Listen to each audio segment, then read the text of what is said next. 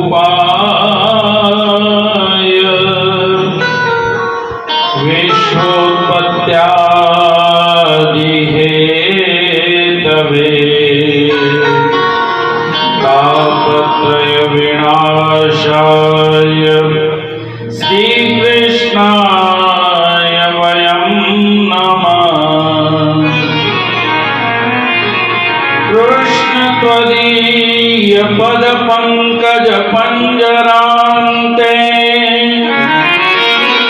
आतैव मे विशतु मानस राजहंस। प्राण प्रयाण समय कफवात पित्ते कंठावरोधन विदो स्मरणं कुतस्ते। मूकं करोति वाचालं पंगुं लंघयते गिरिं। यत्कृपाद्वहं वन्दे परमानन्दमाधवम्।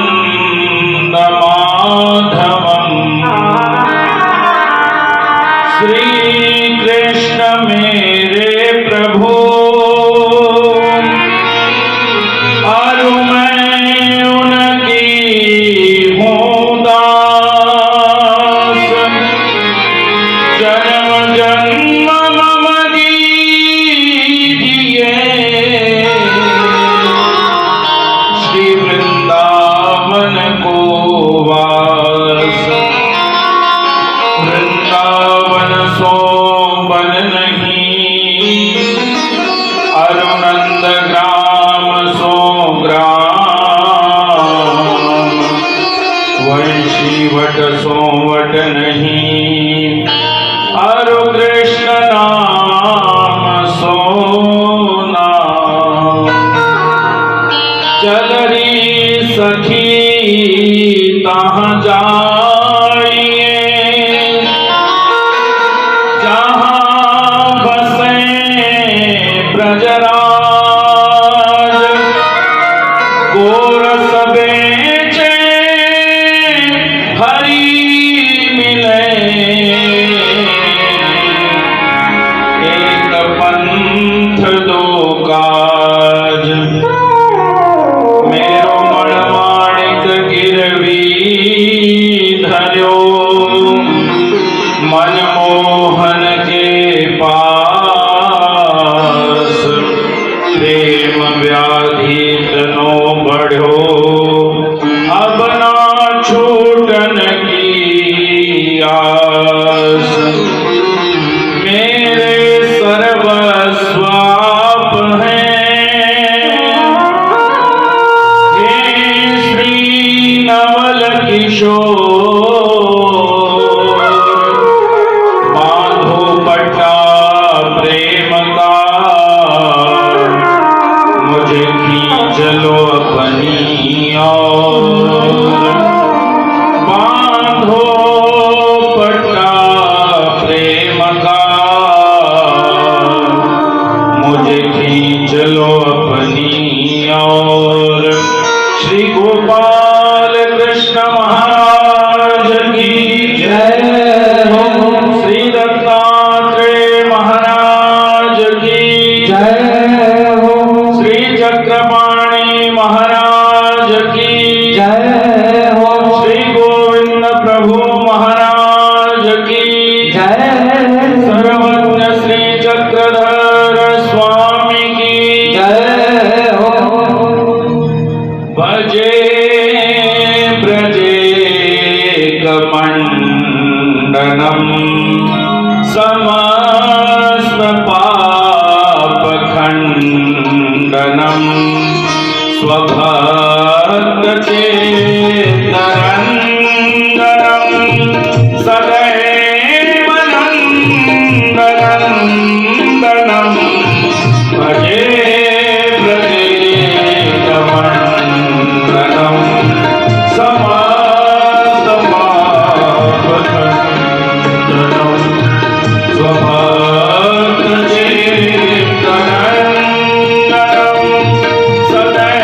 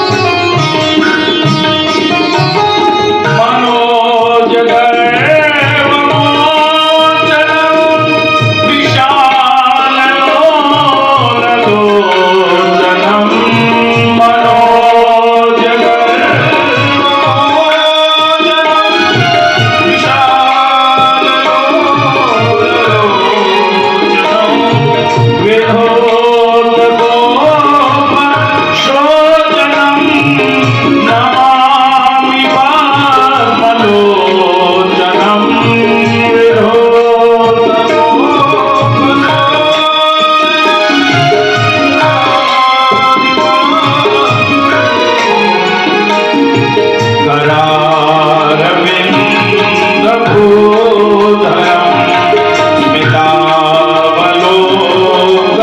स्मितावलोकसुन्दरम् महेन्द्रमानतारणम् नमामि क्लेशवारणम् भजे ब्रजेकमण्डलम्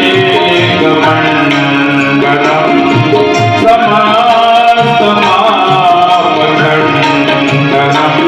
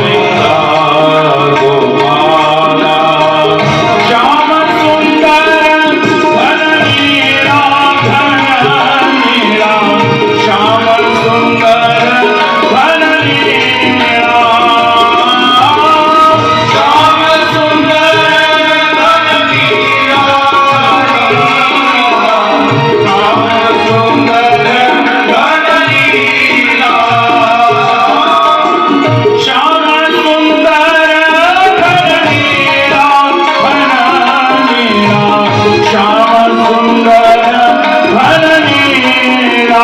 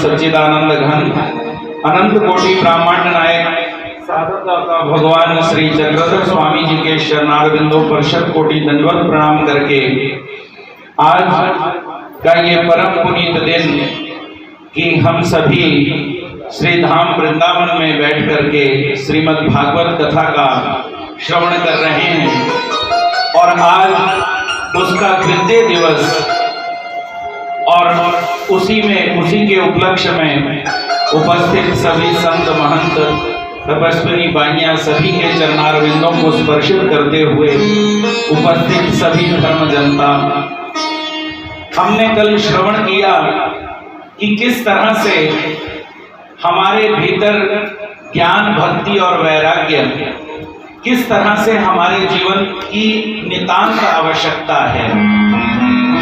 जब तक ये आवश्यकता हमें प्रतीत नहीं होती, हमें ये पता नहीं चलता कि ये चीज की हमें जरूरत है, तब तक हम उस परमेश्वर के मार्ग पर अग्रसर नहीं हो सकते।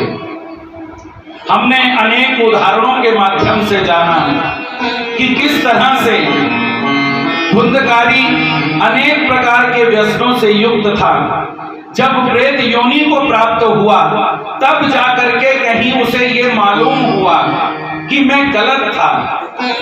और इसी तरह से जीव अपने संपूर्ण जीवन को जब जीव लेता है तब उस समय उसके उपरांत उसे मालूम पड़ता है कि अरे मैं जिंदगी जिसके लिए व्यतीत कर दी, मैंने जहां जिंदगी अपनी व्यतीत कर दी वो जिंदगी में कोई भी चीज मेरे काम नहीं आई। और तब जाकर के कहीं उसे परमात्मा की याद आती है। श्रीमद् भागवत हमें ये परमात्मा को याद दिलाने का एक अति उत्तम साधन है और यही हमें परमात्मा की तरफ अग्रसर करता है, परमात्मा के नजदीक लेकर के जाता है और हमारी ज्ञान, भक्ति और वैराग्य में वृद्धि करवाता है। जब तक हमारे को इस बात का ज्ञान न होगा कि मैं कौन हूं और मेरा कौन है, तब तक हमारा भक्ति का मार्ग प्रशस्त नहीं हो सकता। जब तक हमें यह मालूम नहीं पड़ता कि मैं एक जीव हूं और मेरे साथी जो हैं वो परमात्मा हैं, तब तक हमारी भक्ति की शुरुआत नहीं हो सकती। और भक्ति जिसके जीवन में नहीं है वो जीवन बेकार है। एक व्यक्ति एक तालाब के किनारे पर बैठा हुआ है और उसने देखा कि नदी में जल बह रहा है।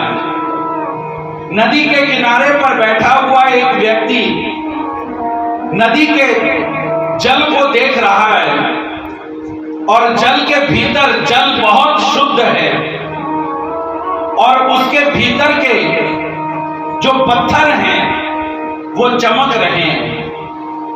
उन पत्थरों की चमक ने उस आदमी को अपनी तरफ आकर्षित किया और उसके मन में आया कि ये पत्थर मैं उठा लूं, अपने घर लेकर के जाऊं। और लेकिन जैसे ही उसने अपना हाथ उस नदी में डाला, लेकिन वो पत्थरों तक पहुंच नहीं पाया। उसने कहा कि थोड़ा और गहरा होगा। उसने अपनी कमीज को ऊपर उठाया और दोनों बाजुएं जल में भीतर प्रवेश करवा करके वो पत्थर उठाने लगा, लेकिन फिर भी वो पत्थर उठा नहीं पाया। आखिर में उसने अपने सारे कपड़े उतारे और जल के भीतर घुस गया, जल में डुबकी लगाने लगा और जल में डुबकी लगा करके वो उन पत्थरों को लेना चाहता है, लेकिन फिर भी उसके हाथ उन पत्थरों तक नहीं पहुंचे। पास में ही एक समझदार व्यक्ति वहां पर खड़ा था, उसकी क्रिया को देख रहा था। उसने पूछा कि अरे भाई क्या कर रहे हो? वो कहता है कि मैं इन पत्थरों को पाना चाहता हूं, लेकिन मेरे किसी भी तरीके से मैं इन्हें प्राप्त नहीं कर पा रहा। मैं बहुत कोशिश की, मैंने अपनी बाजुएं ऊपर करके मैंने उठाने का प्रयत्न किया, लेकिन जल गहरा है। मैंने अपने सारे कपड़े उतार दिए, जल में डुबकी लगा दी, फिर भी वहां तक नहीं पहुंच पा रहा। वो समझदार व्यक्ति उस आदमी को समझाते हुए कहता है कि अरे भले मानुस, ये जल जो है इसकी शीतलता के कारण, इसकी निर्मलता के कारण, इसकी शुद्धता के कारण ये पत्थर तुझे नजदीक दिखाई दे रहे हैं, लेकिन ये नजदीक है नहीं। इन्हें पाने के लिए तुम्हें उपाय करना होगा, और जिस उपाय से ये पत्थर पाए जाते हैं वो उपाय तुम नहीं कर रहे, इसीलिए ये पत्थर तुम्हें मिल नहीं रहे। उसी तरह से हम सभी परमात्मा को पाना चाहते हैं, परमात्मा के नजदीक जाना चाहते हैं, और अपने अपने ढंग से हम उसे पाने की कोशिश कर रहे हैं। लेकिन जिस तरीके से परमात्मा मिलते हैं वो उसी तरीके से मिलेंगे। हमारे अनेक साधनों के माध्यम से, हमारे मनमाने आचरण से वो परमात्मा प्राप्त नहीं हो सकता। हम चाहे जितना मर्जी पुकार करते रहें, लेकिन जब तक वो पुकार कारुण्य भरी नहीं होगी, तब तक वो प्रार्थना परमात्मा को स्वीकार नहीं होती। परमात्मा वही प्रार्थना स्वीकार करते हैं जिसमें कारुण्य भाव हो। नहीं तो पुकारने के लिए तो अनेक पुकारते हैं, लेकिन फिर भी वो परमात्मा मिलता नहीं है। इसीलिए नानक ने कहा कि राम राम करता सब जग फिरे, पर राम ना पाया जाए। परमात्मा परमात्मा करते हुए तो सारा जगत फिर रहा है, लेकिन वो परमात्मा मिलता नहीं है। और यही बात भगवान श्री कृष्ण ने श्रीमद् भगवत गीता में कही कि अर्जुन, पाना मुझे सभी चाहते हैं, लेकिन मिलता किनको हूं? मनुष्यानाम सहस्रेषु, हजारों मनुष्यों में कोई एक मनुष्य मेरे तक पहुंचता है। हजारों मनुष्यों में से कोई एक मनुष्य मुझे जानने का प्रयास करता है, और उन हजारों जानने वालों में से कोई एक व्यक्ति मुझे सही तरीके से जानता है, और हजारों जानने वालों में से कोई एक व्यक्ति मुझे प्राप्त होता है। ऐसा क्यों? क्योंकि हम जितने भी साधन आचरण करते हैं, वो सभी आचरण हम अपने मनमाने तरीके से करते हैं। जो हमारा मन कहता है, हम उसी तरीके से परमात्मा को भजना शुरू कर देते हैं। लेकिन परमात्मा इस तरह से नहीं मिलता है। परमात्मा को पाने के लिए कुछ साधन करने पड़ते हैं। श्रीमद् भागवत कहता है कि जिस तरह से कल हमने जाना कि देवर्षि नारद जी को आकाशवाणी हुई, सत्कर्म कीजिए, वो सत्कर्म करने पड़ते हैं। और उन निष्काम कर्मों का फल ये होता है। और सत्कर्म क्या है? सत्कर्म ये है कि हम परमात्मा के प्रति कर्म करना शुरू कर दें। इसीलिए भगवान श्री कृष्ण ने श्रीमद् भगवत गीता में कहा कि यत् करोषि यदश्नासि यज्जुहोषि ददासि यत्र पश्यसि कौन्तेय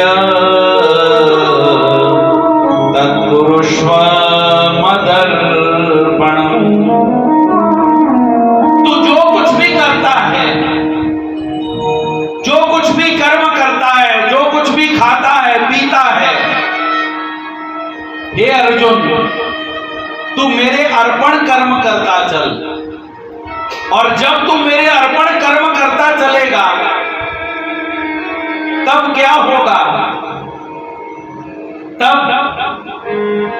वो कर्म जो है, उस कर्म का भुगतान तुझे भोगना नहीं पड़ेगा।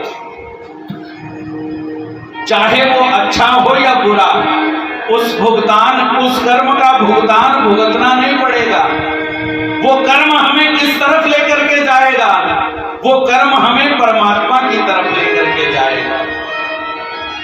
इसीलिए श्रीमद् भागवत में ये बात का स्पष्ट बतलाया गया कि अगर जीव ज्ञान को प्राप्त करना चाहता है, अब इतना जानने के बाद ऐसा कौन होगा जो ये न चाहता होगा कि मुझे ज्ञान होना चाहिए, मैं परमात्मा को जानना चाहता हूं। लेकिन वो ज्ञान प्रत्येक को नहीं हो पाता। अर्जुन सारी जिंदगी लगे रहे, लेकिन उन्हें भी ज्ञान आखिर में हुआ, अंतिम क्षणों में हुआ, जब भगवान श्री कृष्ण को उन्होंने कहा कि प्रभु मैं आपको अपना गुरु और स्वयं को अपना आपका शिष्य मानता हूं। जिस तरह से गुरु शिष्य का मार्गदर्शन करता है, उसी तरह आप मेरा मार्गदर्शन कीजिए। तब कहीं जाकर के भगवान श्री कृष्ण ने श्रीमद् भगवत गीता का उच्चारण किया। तब कहीं जाकर के अर्जुन को बतलाया कि अर्जुन तू जिसे जानना चाहता है और सारी दुनिया जिसके लिए कंफ्यूज है, जहां वेद नेति नेति कह करके शांत हो जाते हैं, वो परमात्मा मैं तुम्हारे सामने प्रकट हूं। हम भगवान से मांगते हैं, लेकिन भगवान से हम मांगते हैं, लेकिन अगर भगवान भी हमसे कुछ मांगे तो क्या हम देने के लिए तैयार हैं? भगवान भी हमसे कुछ मांगते हैं, हम अपनी मांग तो भगवान के सामने रख देते हैं, लेकिन भगवान की मांग कौन पूरी करेगा? बहुत सुंदर प्रसंग आता है आगे चल करके कि महाभारत का युद्ध जिस समय समाप्त हुआ, भगवान श्री कृष्ण अब द्वारिका की ओर जाने लगे। जिस समय भगवान द्वारिका जाने लगे तो कुंती माता ने भगवान को रोक लिया कि हे द्वारिकाधीश रुकिए, मैं आपके बारे में ज्ञान करवाना चाहती हूं इन पांडवों को।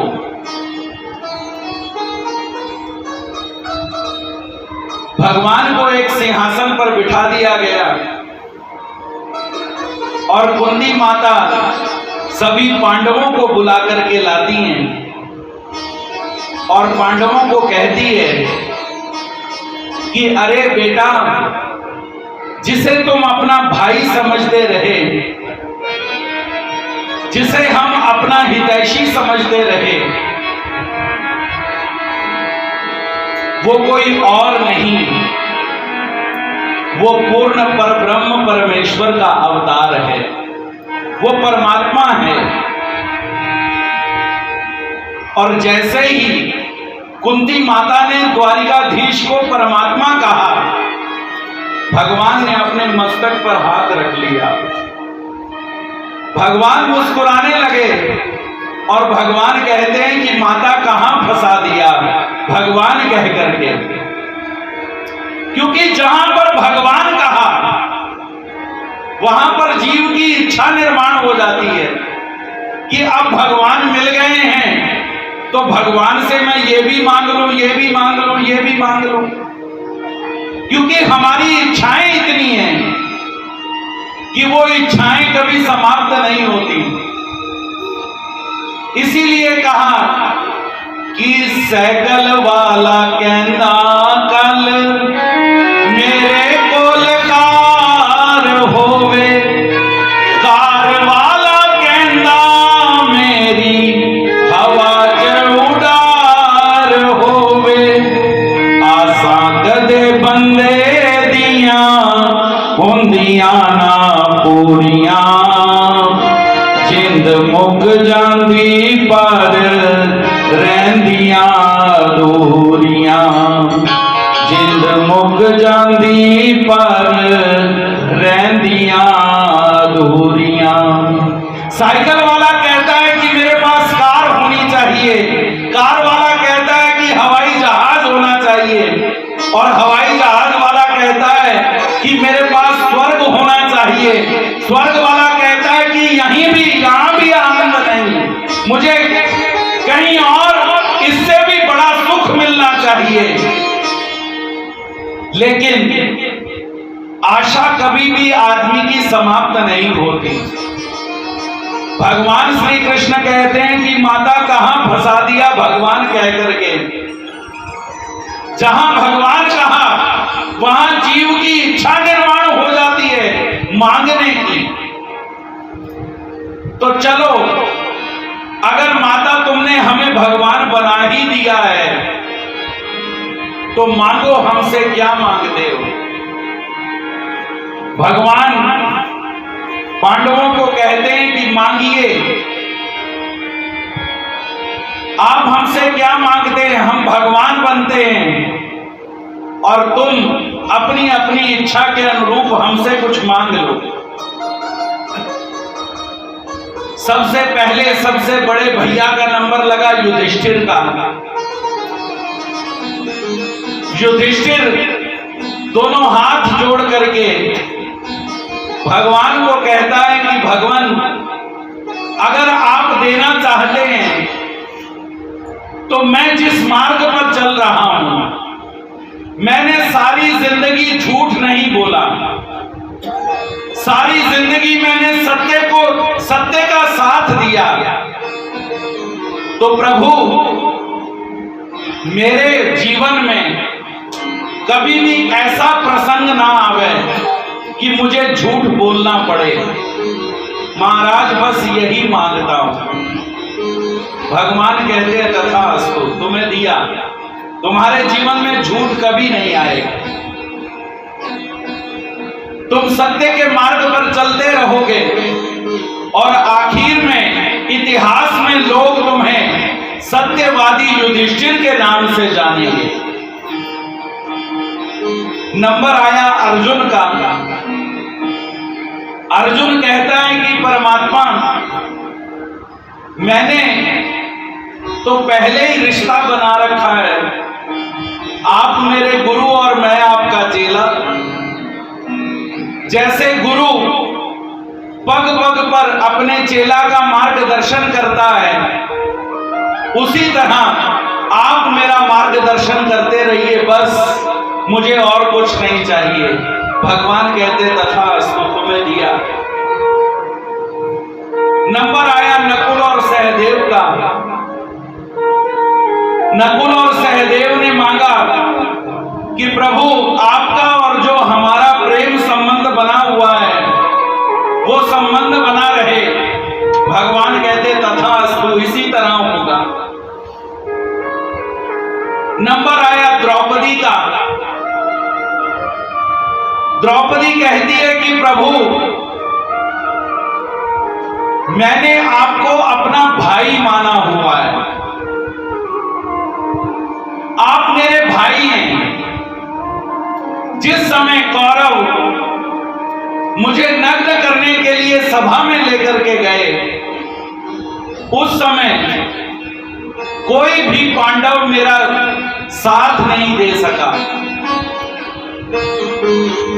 यहां तक कि भीष्म पितामह, धृतराष्ट्र, कृपाचार्य, द्रोणाचार्य इत्यादि बड़े बड़े बुजुर्ग वहां पर थे, लेकिन कोई भी कुछ नहीं कर पाया सिवाय आपके। आपने मेरी वहां पर रक्षा करी। और प्रभु, एक बार तो कमाली हो गई कि एक बार दुर्वासा 88,000 ऋषियों को लेकर के जब हस्तिनापुर में आया तो दुर्योधन ने मन में विचार किया कि मैंने पांडवों को मारने का बहुत बार प्रयास किया, लेकिन पांडव नहीं मरे। पता नहीं किस मिट्टी के बने, मरते ही नहीं। इन्हें लाक्षागृह में जलाना चाहा, ये फिर भी बच गए। इन्हें जुए से हराना चाहा, ये हार गए और अब वनों में रह रहे हैं। बचपन में मैंने भीम को जहर दे दिया, लेकिन फिर भी भीम बच गया, मरते ही नहीं। लेकिन अब मेरे को एक उपाय सूझ रहा है। दुर्वासा ऋषि जो हैं वो क्रोधित बड़े जल्दी हो जाते हैं, गुस्से में आ जाते हैं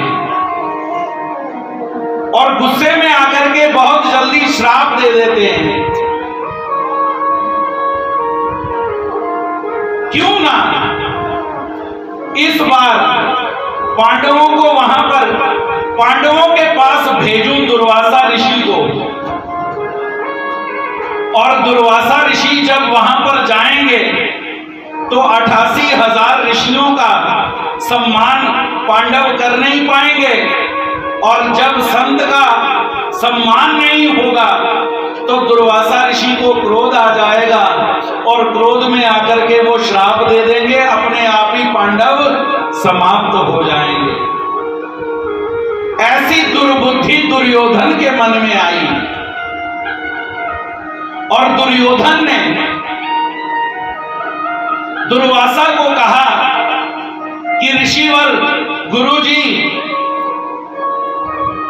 आपने बहुत बड़ा उपकार किया कि आप हमारे घर पधारे, लेकिन मेरे जो बड़े भाई हैं, मेरी इच्छा है कि मेरे जो बड़े भाई हैं आप उनको भी आशीर्वाद देकर के जाइएगा।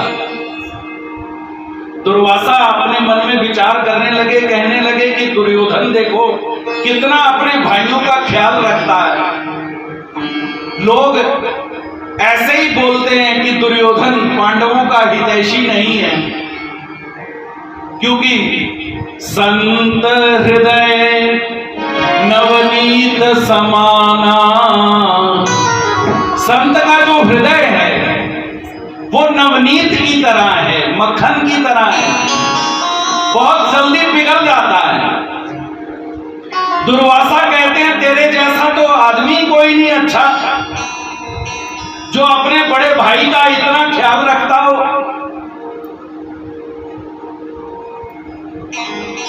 दुर्वासा कहते हैं जरूर जाएंगे, और दुर्वासा ऋषि साथ में 88,000 ऋषियों को लेकर के पांडवों के पास पहुंचे, और जब पांडवों के पास पहुंचे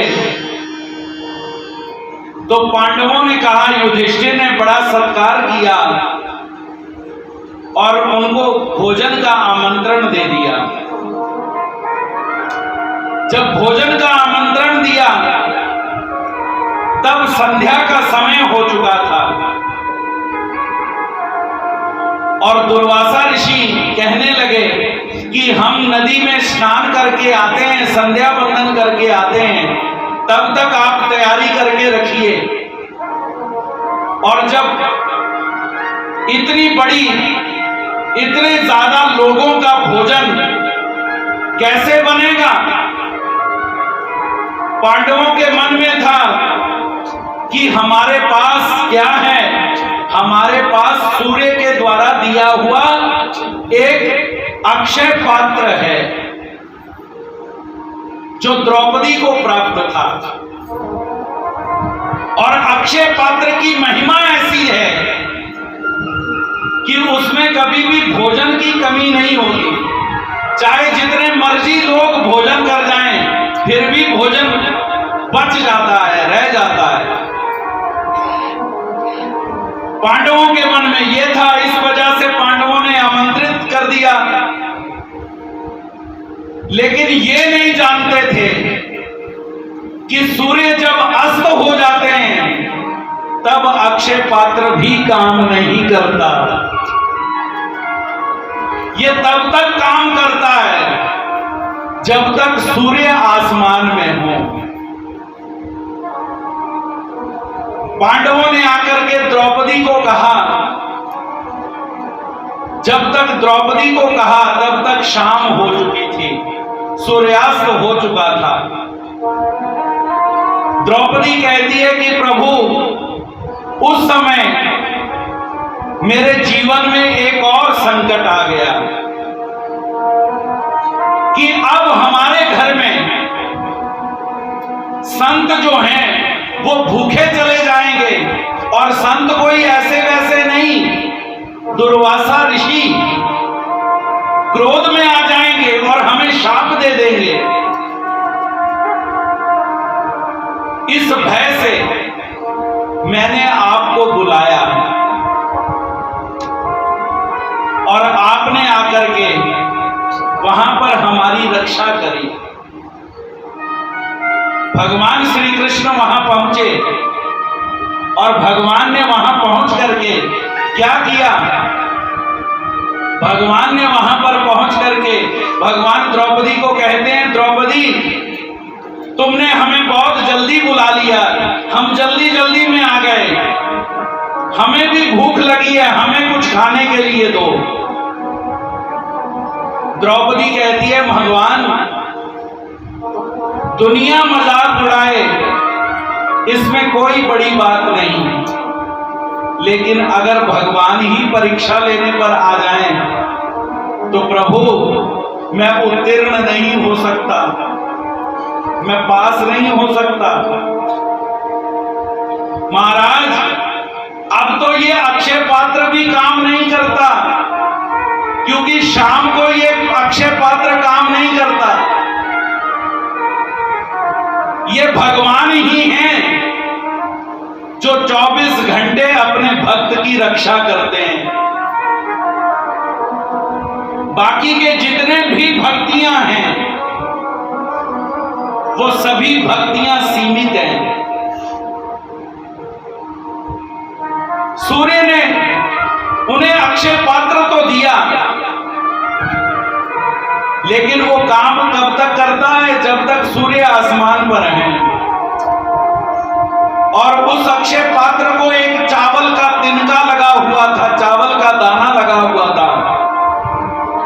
उस चावल के दाने को प्रभु ने अपने मुंह में रखा, और जैसे ही अपने मुंह में रखा तो जगन्नाथ का रूप धारण किया।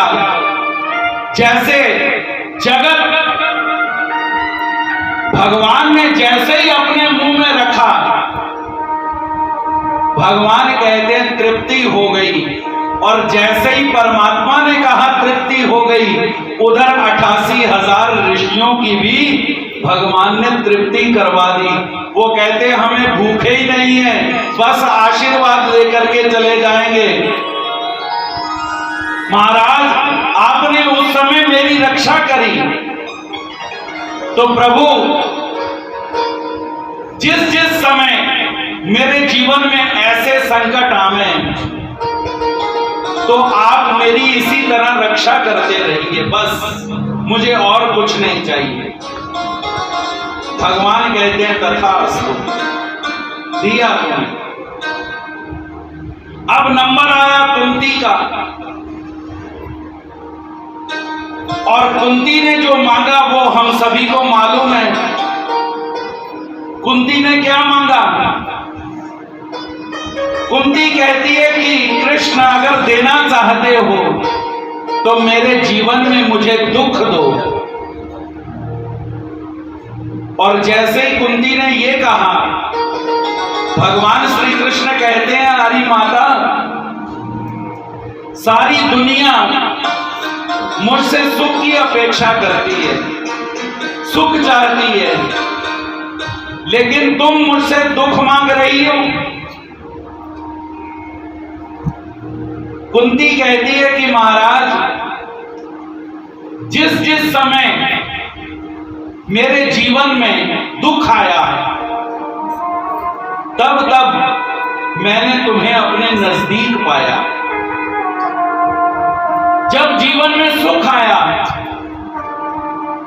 तो तुम याद नहीं आते, क्योंकि परमात्मा जो है वो ना तो बिल्कुल अभाव में मिलता है और ना ही बहुत ज्यादा प्रभाव में मिलता है।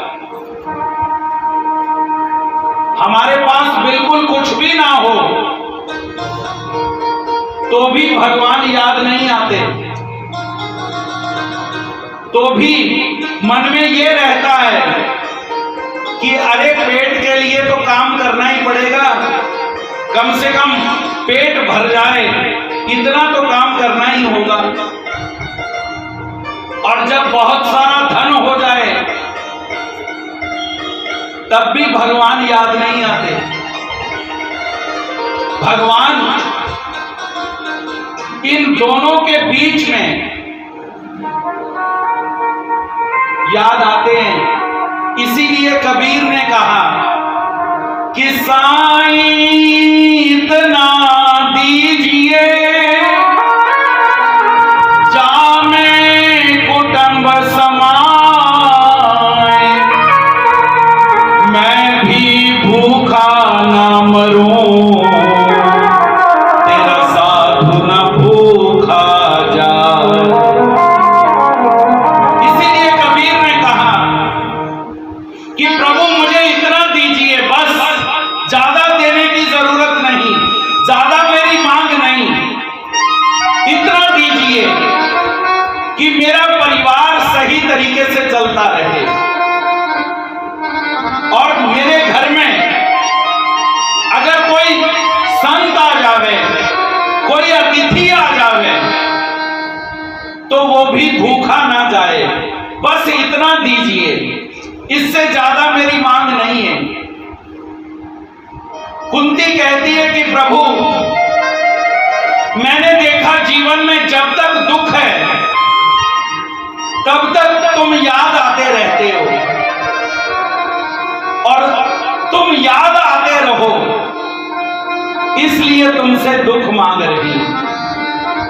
भगवान कहते हैं तथास्तु, तुम्हें दिया। अब सबसे आखिर में नंबर आया सुभद्रा का। सुभद्रा जो भगवान श्री कृष्ण की बहन है।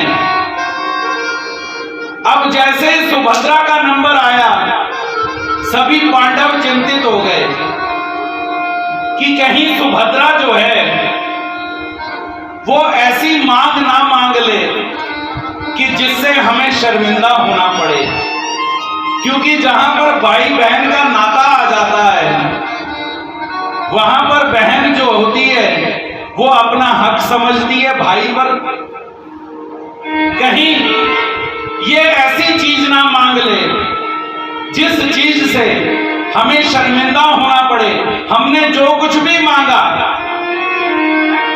वो ऐसा मांगा कि भगवान ने तथास्तु कह दिया, खुशी खुशी से भगवान ने कह दिया, दे दिया। लेकिन जो सुभद्रा ने मांगा वो कुंती माता भी नहीं मांग पाई, वो कोई पांडव भी नहीं मांग पाया। सुभद्रा क्या भगवान को कहती है कि कृष्ण त्वदीय पद पंकज पंजरांते आदेव में विशतु मानस राजहंस, प्राण प्रयाण समय कभवात पिते, कंठावरोधन विदो स्मरणम कुतस्ते। हे कृष्ण, अगर देना चाहते हो, अगर तुम भगवान हो तो मेरी मांग है कि मुझे अपने चरणों की भक्ति प्रदान कर दो। भगवान सुभद्रा को कहते हैं, सुभद्रा ये तो आदमी तब मांगता है जब बूढ़ा हो जाता है, जब कुछ शरीर चलता नहीं, तब कहता है कि वृंदावन जाने को जी चाहता है। तब कहता है जब उसके पांव चलने बंद हो जाते हैं, तब कहता है बिहारी जी के दर्शन करने को जी चाहता है। जब आंखें अच्छी तरह काम नहीं करती तब दर्शन करने को जी चाहता है। जब पांव नहीं चलते तब तीर्थों पे जाने को जी चाहता है। अरे सुभद्रा, तुम क्या मांग रही हो? भक्ति मांग रही हो। और सुभद्रा ने भगवान श्री कृष्ण को क्या जवाब दिया? सुभद्रा कहती है कि प्रभु,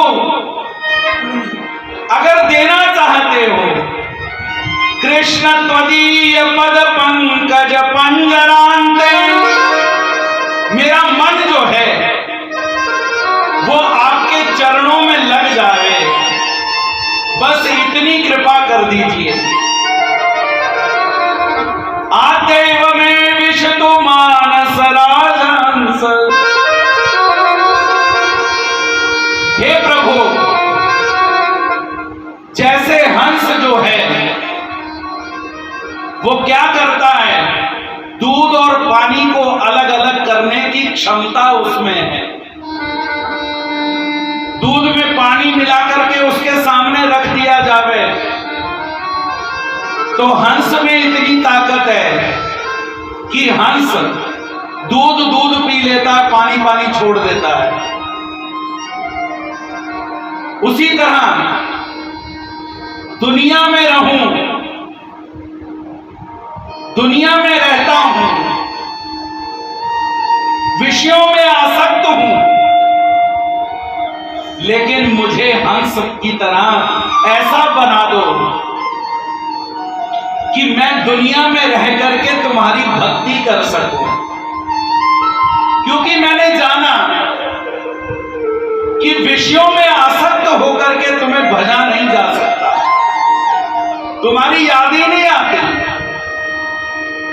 और जब याद आती है तब प्राण प्रयाण समय कफवात पित्ते, कंठावरोधन विदो स्मरणम कुतस्ते। और जब मरने का समय आ जाता है तब तुम्हारी याद आती है। इसीलिए किसी ने कहा कि जीवन खत्म हुआ तो जीने का ढंग आया, जीवन खत्म हुआ तो जीने का ढंग आया, जीवन खत्म हुआ तो जीने का ढंग आया। जब शम्मा बुझ गई तो, जब शम्मा बुझ गई तो महफिल में रंग आया। जब शम्मा बुझ गई तो महफिल में रंग आया।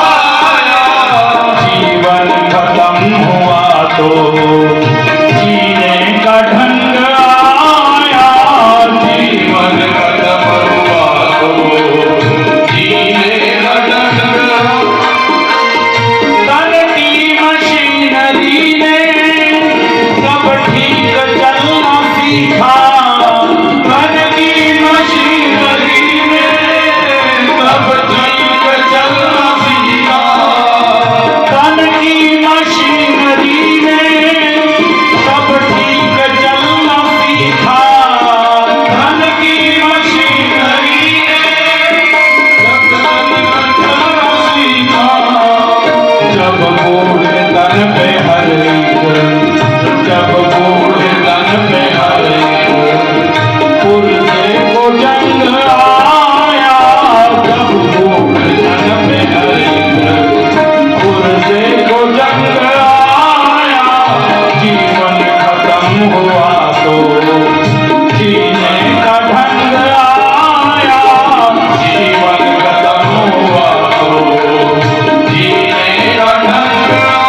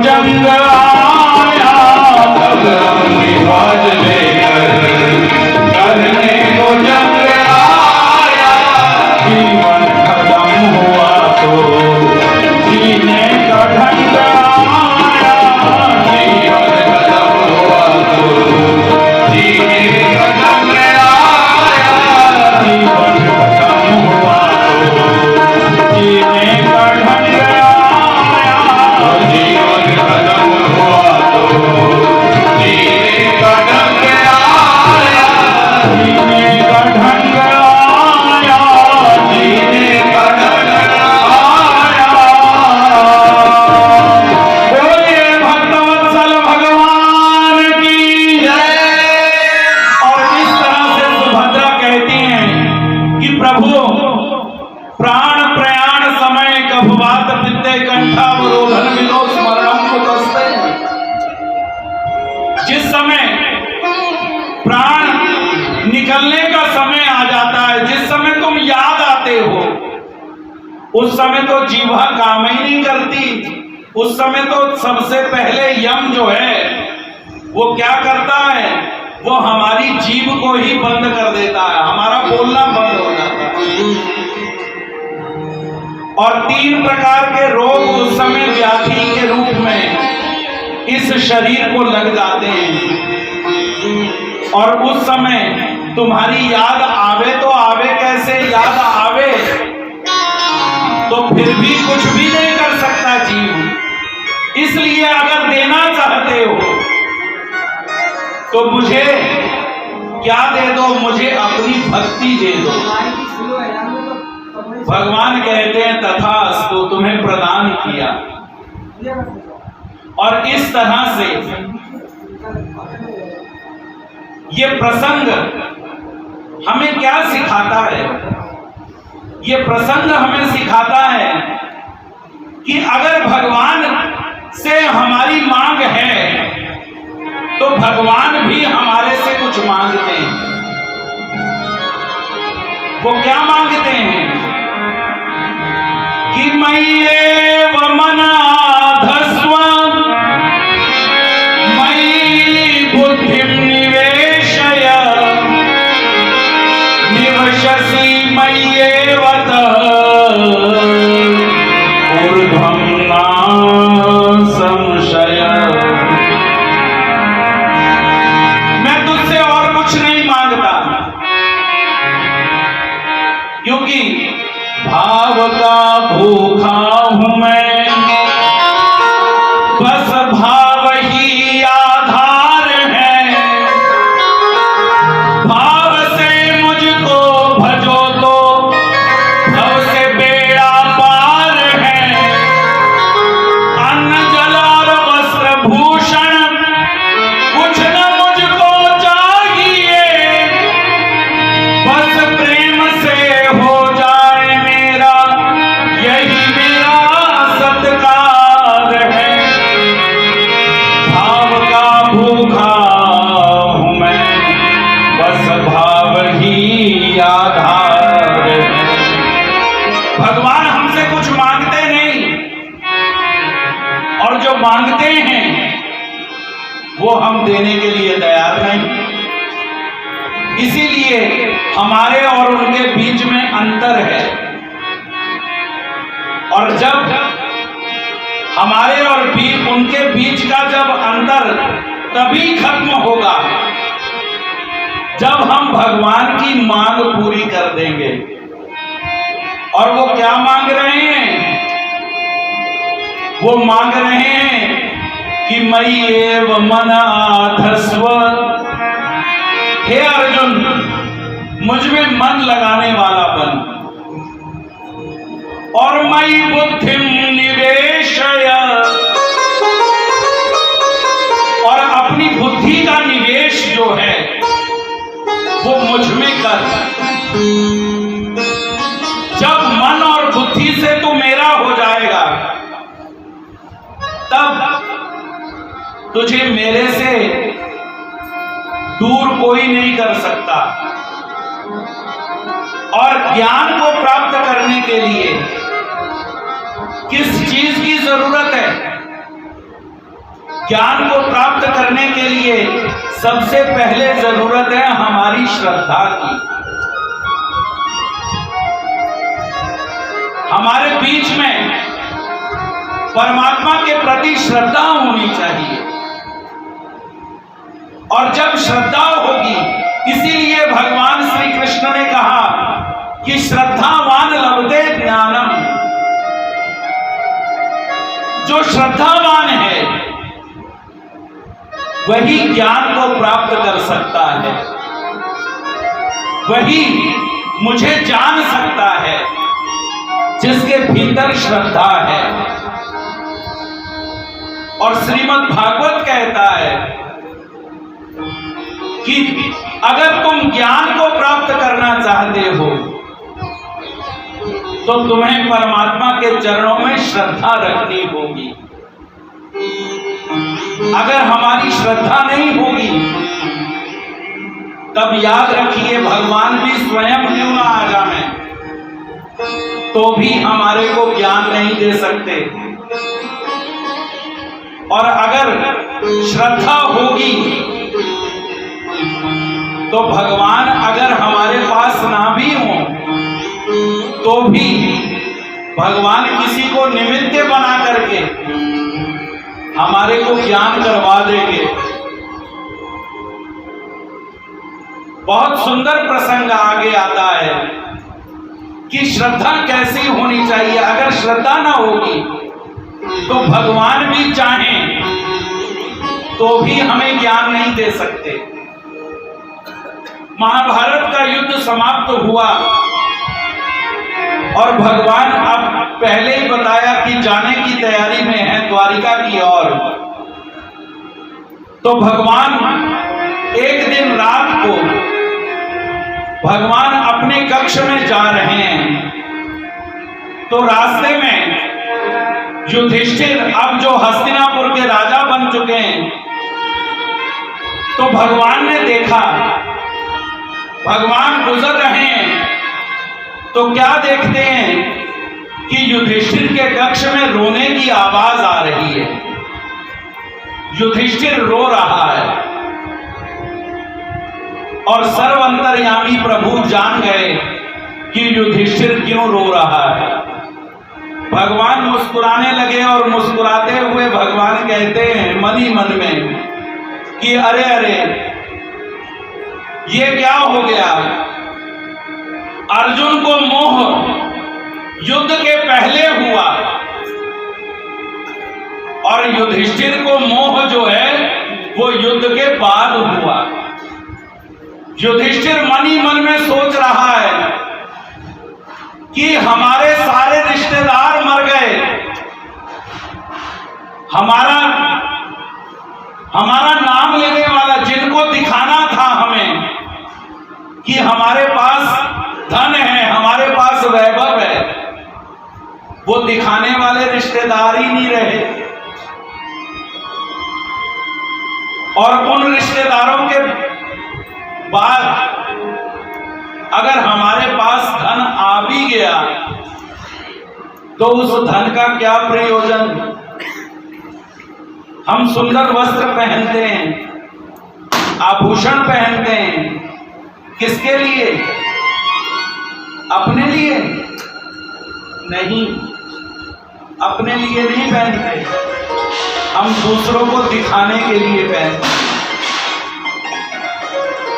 हमारे हाथ में, जिस हाथ में हमने कड़ा पहन रखा हो, जिस हाथ में हमने मुंदरी पहन रखी हो, अंगूठी पहन रखी हो, हम बार बार वही अंगूठी आगे करते हैं, वही उंगली आगे करते हैं जिसमें हमने पहन रखी है, क्योंकि हमें वो अंगूठी सुख नहीं देती, हमें दिखाना सुख देता है कि हमारे पास है।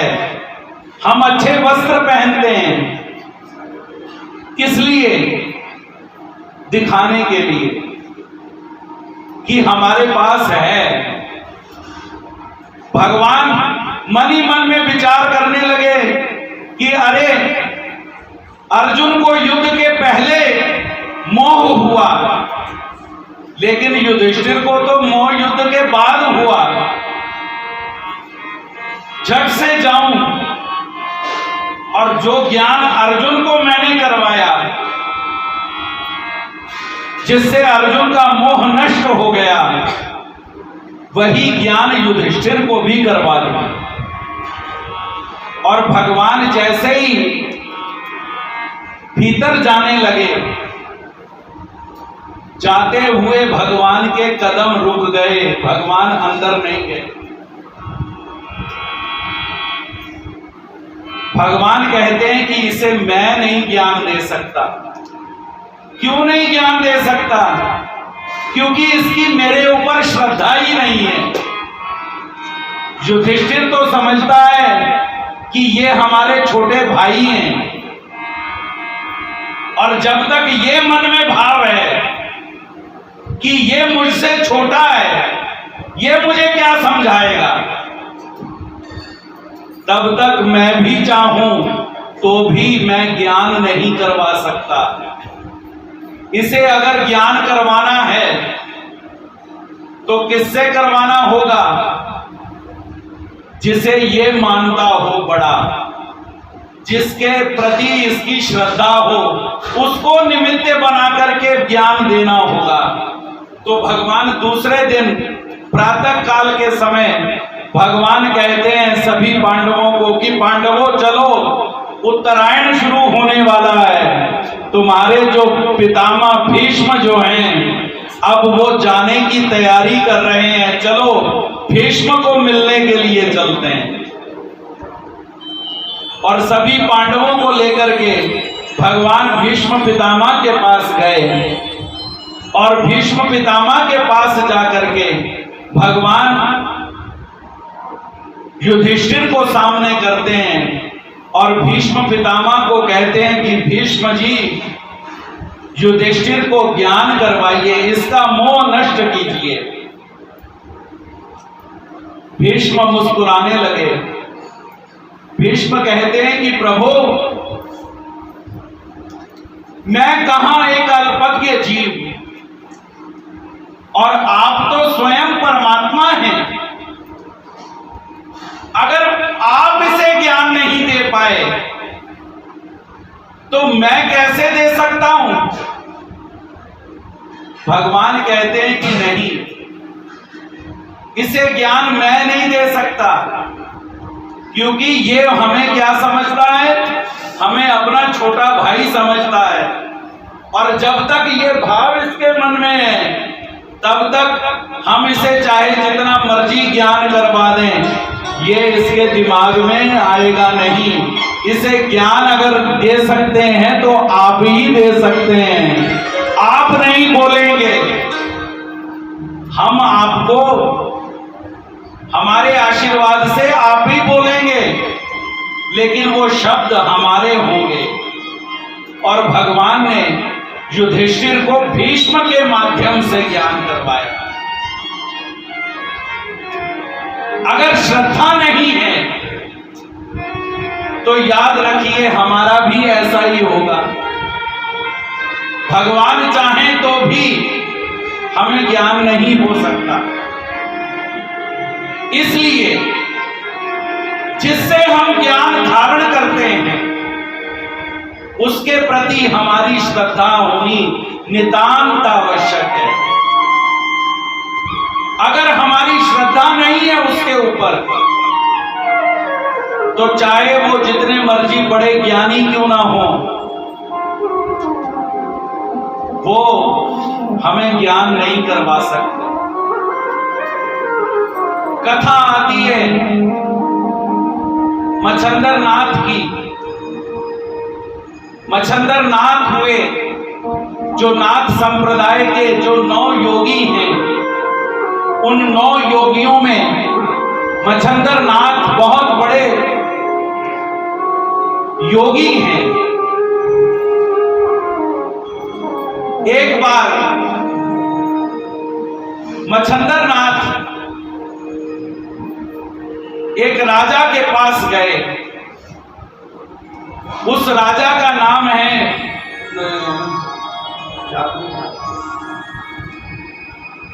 उपदेश गोपीचंद राजा के पास गए। गोपीचंद राजा ने बड़ा सम्मान किया मच्छंदर नाथ जी का और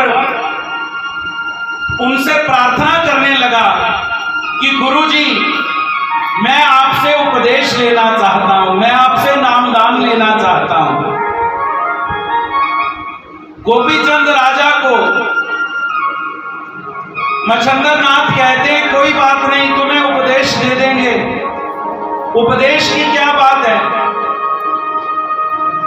तो उपदेश की क्या बात है ये कह करके मच्छंदर नाथ जिस समय शौच के लिए गए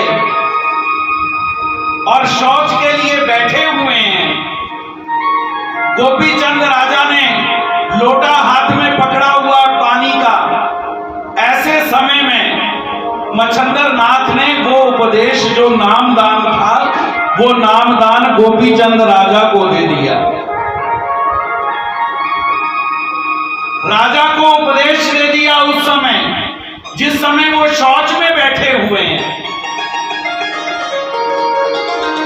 गोपीचंद राजा अपने मन में विचार करने लगा कि ये महात्मा मुझे ठीक नहीं लगते, ये महात्मा तो शुचि अशुचि का बिल्कुल ध्यान नहीं करते, पवित्र अपवित्रता का बिल्कुल ध्यान नहीं किया इन्होंने। हो सकता है इन्होंने मेरे साथ मजाक किया। अरे मैं इतना बड़ा राजा और मेरे साथ एक महात्मा ने मजाक कर दिया। उसने ऑर्डर कर दिया, उसने आज्ञा की अपने सेवकों को, कहा कि इन महात्मा का सर कलम कर दिया जाए। जो जल्लाद था वो धर्मवान था, वो कहता है कि महात्मा को मार करके मुझे क्या मिलेगा। राजा ने आज्ञा तो कर दी, लेकिन मैं महात्मा को नहीं मारूंगा। मैं इन्हें क्या करता हूं, एक गुफा में बंद कर देता हूं। एक गुफा में बंद करके ऊपर से बंद कर दूंगा, दरवाजा जो है वो मिट्टी का लेप लगा दूंगा। अगर ये सामर्थ्यवान संत हुए तो बचे रहेंगे, नहीं तो ऑक्सीजन की कमी से अपने आप ही अब समाप्त हो जाएंगे, मुझे मारने की आवश्यकता नहीं। सो उसने गोपीचंद राजा को एक गुफा में बंद कर दिया। राजा ने पूछा कि हाँ भाई, उनका सर कलम कर दिया? जल्लाद ने कहा हाँ जी, आपकी आज्ञा हमने पूरी कर दी। 6 महीना साल बीता और साल के बाद गोपीचंद राजा के यहां जलंधरी नाथ नाम के एक महात्मा आए। 500 डमरू आकाश मार्ग में और 500 डमरू नीचे बज रहे हैं उनके आने की खुशी में। राजा ने देखा जब इतना वैभव कि ये महात्मा जी आकाश मार्ग में भी डमरू बज रहे हैं और नीचे भी डमरू बज रहे हैं, ये देख करके राजा आकर्षित हो गया और राजा जलंधरी नाथ को कहता है कि गुरुजी, मैं आपसे उपदेश लेना चाहता हूं। अरे उपदेश लेना चाहते हो तो तुम्हें सब कुछ छोड़ना होगा। गोपीचंद राजा का राज्य छुड़वा दिया और जंगल में ले जा करके जब उन्हें उपदेश दिया तो राजा गोपीचंद कहता है जलंधरी नाथ को, कहता है कि गुरुजी, ये उपदेश तो पहले मैंने लिया हुआ है। जलंधरी नाथ कहने लगे कि अरे पगले, ये उपदेश, ये नाम तो या मैं जानता हूं या मेरे गुरु जानते हैं, तीसरा आदमी जानता ही नहीं।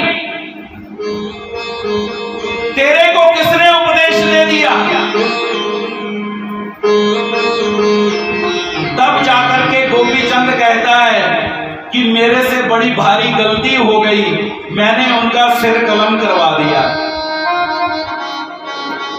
जलंधरी नाथ कहता है कि मेरे गुरु जो हैं वो अमर हैं, उन्हें मारा नहीं जा सकता, उनका सर कलम, अरे पगले, उन्हें कोई मार नहीं सकता,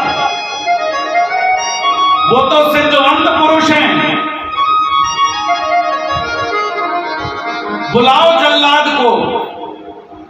जब जल्लाद को पूछा गया तो जल्लाद कहता है, राजन आपने कहा, मैंने सुन लिया, लेकिन उन्हें मैंने मारा नहीं, उन्हें एक गुफा में बंद कर दिया। जलंधरी नाथ कहता है कि गोपीचंद राजा अब क्या कर, अगर बचना चाहता है तो अपने जिस रंग के तूने कपड़े पहन रखे थे उस समय, जिस समय तूने ऑर्डर किया था कि इनका सर कलम कर दिया जाए, वैसे कपड़े पहना करके एक पुतला तैयार किया जाए और वो गुफा को खोला गया। जब गुफा खोली तो मच्छंदर नाथ जो थे वो समाधि में लीन हैं और जलंधरी नाथ ने जैसे ही शब्द उच्चारण किया, अलख निरंजन, मच्छंदर नाथ की समाधि खुली। और मच्छंदर नाथ की जब समाधि खुली तो जलंधरी को देख करके पूछते हैं, हाँ भाई चेला कब आए? जलंधरी नाथ कहता है, अभी अभी आया गुरुजी। तो उसने देखा कि गुरुजी की आंखों में क्रोध है। जलंधरी नाथ कहते हैं मच्छंदर नाथ को कि गुरुजी आपसे कुछ मांगना चाहता हूं, क्या आप मुझे देंगे?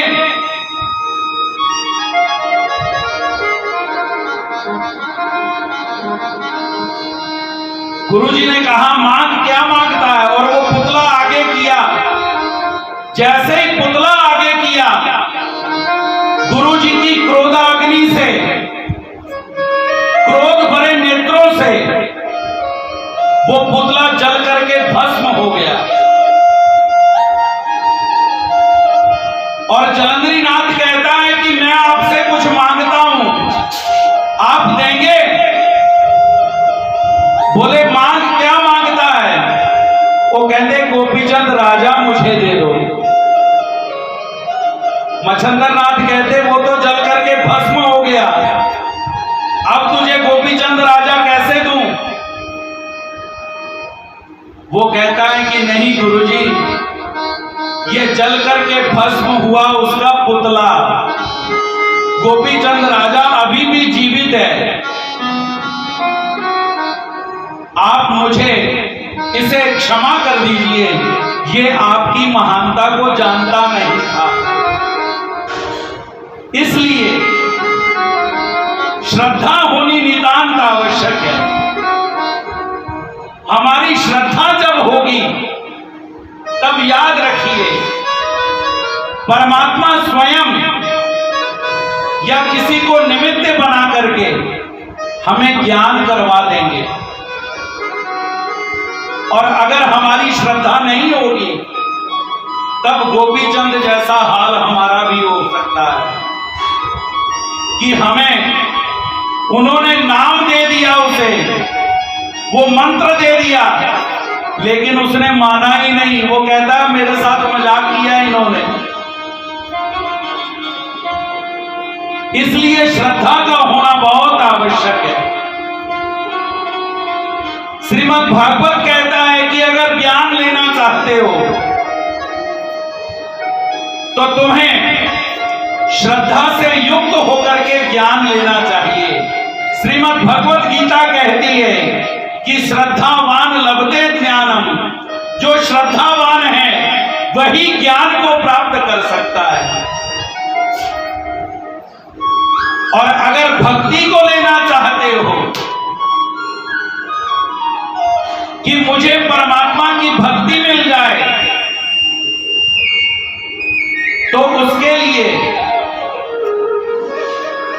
श्रीमद् भागवत कहता है कि तुम्हारा विश्वास अडिग होना चाहिए।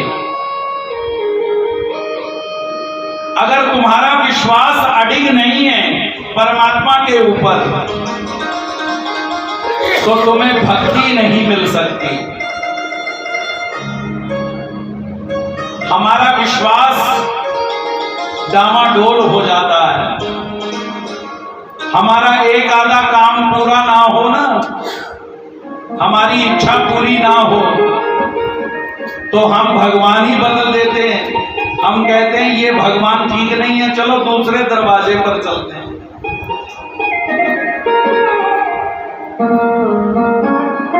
वो व्यक्ति भक्ति को प्राप्त नहीं कर सकता। अगर भक्ति चाहते हो तो विश्वास होना बहुत जरूरी है। भगवान के श्री चरणों पर दृढ़ विश्वास जब होगा तब हमें भक्ति मिल सकती है। महाभारत का युद्ध चल रहा था और विश्वास कैसा होना चाहिए? दृढ़ विश्वास होना चाहिए। ऐसा नहीं कि आज है विश्वास कल नहीं है। महाभारत का युद्ध चल रहा था। दुर्योधन भीष्म पितामह को कहने लगा कि भीष्म पितामह नहीं चाहते कि हमारे और कौरवों और पांडवों के बीच में युद्ध खत्म हो जाए। भीष्म कहते हैं ऐसा क्यों कहते हो? वो कहता है, दुर्योधन कहता है कि अगर आप चाहते तो अभी तक एक भी पांडव मारा नहीं गया। ऐसा क्यों? आप इतने बड़े योद्धा हैं, आपने एक भी पांडव नहीं मारा। इसका अर्थ यही है कि आप नहीं चाहते कि हमारे बीच का जो वैर है वो खत्म हो जाए। भीष्म पितामह ने जब ये बात सुनी तो भीष्म पितामह को बहुत बुरा लगा और भीष्म पितामह प्रतिज्ञा कर लेते हैं।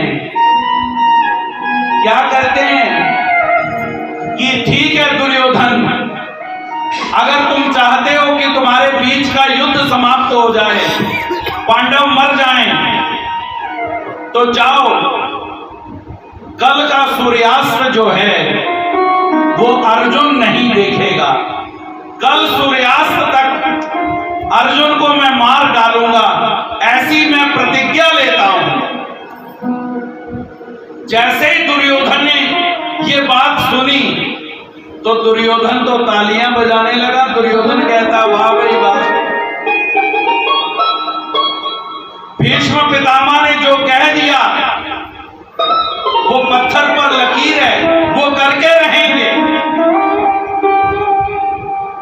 लेकिन जब ये बात पांडवों के कक्ष में पहुंची, पांडवों के पास पहुंची, तो पांडवों में शोक की लहर हो गई कि हमारे बीच में कल अर्जुन नहीं होगा। हो सकता है क्योंकि भीष्म ने प्रतिज्ञा कर ली। अरे भीष्म, जिसका नाम सुन करके बड़े बड़े योद्धा युद्ध छोड़ करके भाग जाते हैं, उन्होंने प्रतिज्ञा कर ली कि अर्जुन मारा जाएगा, तो अर्जुन को बचाया कैसे जाए, इसके लिए मीटिंग करने लगे सभी। सारी रात मीटिंग चलती रही। उस मीटिंग में भगवान श्री कृष्ण भी बैठे। अर्जुन को उस मीटिंग से दूर रखा गया, क्योंकि जो मरने वाला है बेचारे को पहले ही क्यों बता दिया जाए कि तेरी कल मौत है। अर्जुन को छोड़ दिया गया। अर्जुन को कहा कि तुम आराम करो। रात को जिस समय मीटिंग समाप्त हुई, आधी रात के समय, भगवान अपने कक्ष में जा रहे हैं तो भगवान ने कहा कि अर्जुन के कक्ष में देखूं अर्जुन क्या कर रहा है, इसकी कल मौत होने वाली है। भगवान ने पर्दा उठाया, पर्दा हटाया तो क्या देखा कि अर्जुन आराम से सो रहे हैं। भगवान मन ही मन में विचार करने लगे, अरे जिसकी कल मौत होने वाली हो उसे नींद कैसे आ जाए। भगवान अर्जुन को उठाते हैं, अर्जुन को कहते हैं, अर्जुन तुम्हें मालूम है कल क्या होने वाला है। अर्जुन कहता है, हां जी महाराज। भगवान कहते हैं, जानते हो क्या है। अर्जुन कहता है, जी महाराज मुझे मालूम है कि भीष्म ने प्रतिज्ञा कर ली है कि कल का सूर्यास्त अर्जुन नहीं देखेगा। भगवान कहते, तुम्हें डर नहीं लगता, कल भीष्म तुम्हें मार डालेंगे। क्या अर्जुन ने जवाब दिया। अर्जुन कहता है कि प्रभु एक भीष्म क्या 100 भीष्म भी इकट्ठे आ जाएं तो भी मेरा बाल बांका नहीं कर सकते, क्योंकि मेरे सारथी आप हैं, मेरे को बचाने वाले आप हैं, और जिसको बचाने वाले आप हो उसको कौन मार सकता है। काहू के बल भजन को, काहू के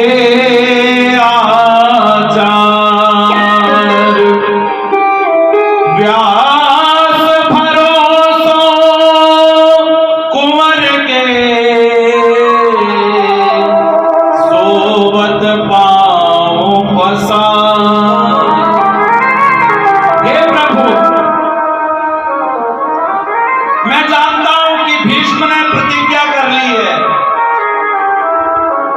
लेकिन एक भीष्म क्या 100 भीष्म भी इकट्ठे आ जाएं तो भी मेरा बाल बांका नहीं कर सकते, क्योंकि मुझे मालूम है कि आप मुझे मरने ही नहीं देंगे। ऐसा विश्वास भगवान के चरणों पर अडिग हो जिसका, श्रीमद् भागवत कहता है, उसे भगवान अपनी भक्ति प्रदान करते हैं। इसलिए हमें भक्ति पानी हो तो भगवान से क्या प्रार्थना करनी चाहिए कि देना हो तो दीजिए जन्म जन्म का साथ, देना हो तो दीजिए जन्म जन्म का साथ।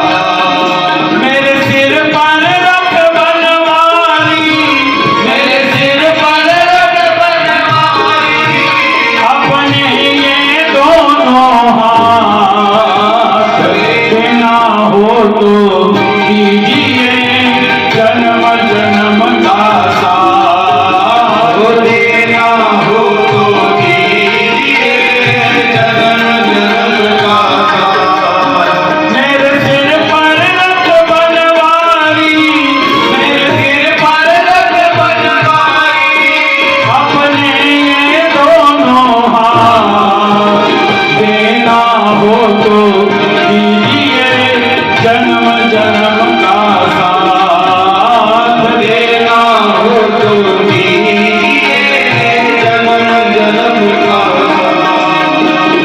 देने वाले श्याम धनी से धन और दौलत क्या मांगे, देने वाले श्याम धनी से धन और दौलत क्या मांगे।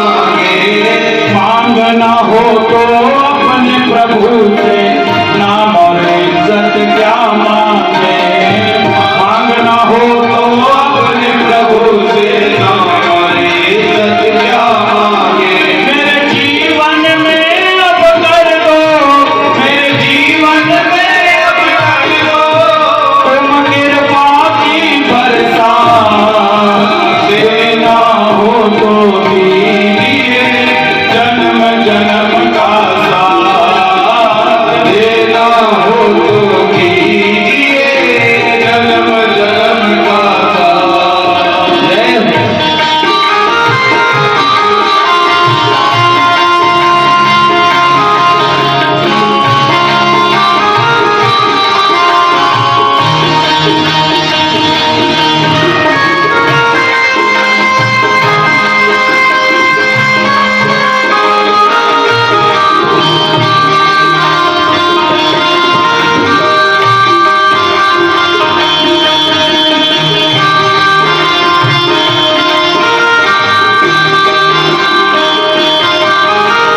झुलस रहे हैं गम की धूप में प्यार की छाया कर देना।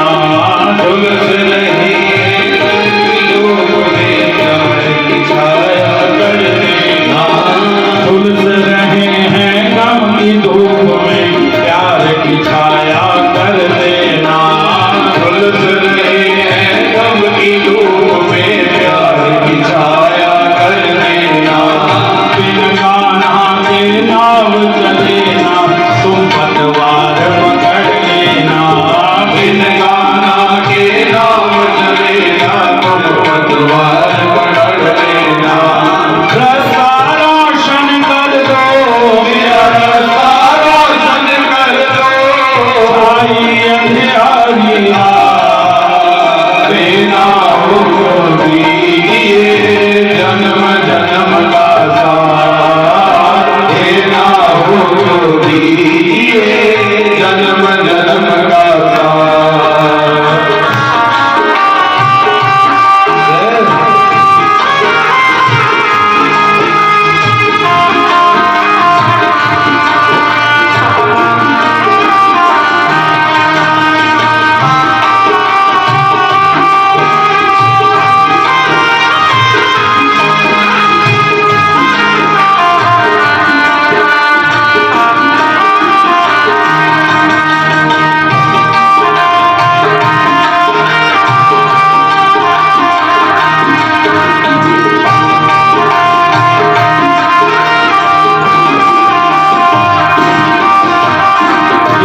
जन्म में सेवा देकर बहुत बड़ा एहसान किया। इसी जन्म में सेवा देकर बहुत बड़ा एहसान किया। तू ही गोविंदा तू ही चक्रधर मैंने तुम्हें पहचान लिया। तू ही गोविंदा तू ही चक्रधर मैंने तुम्हें पहचान लिया। तेरा साथ रहे जन्मों तक, तेरा साथ रहे जन्मों तक,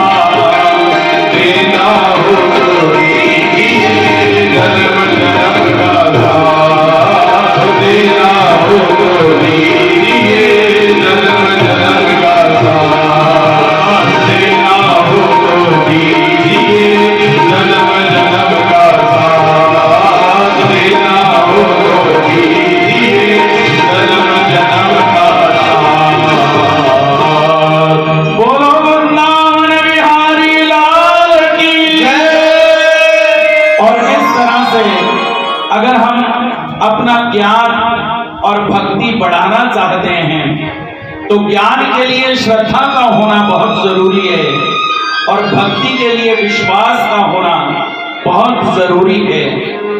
और आज इसी क्षणों के साथ, इसी वक्तव्य के साथ यहीं पर कथा को विश्राम देते हैं। कल हम सभी परीक्षित की कथा को श्रवण करेंगे।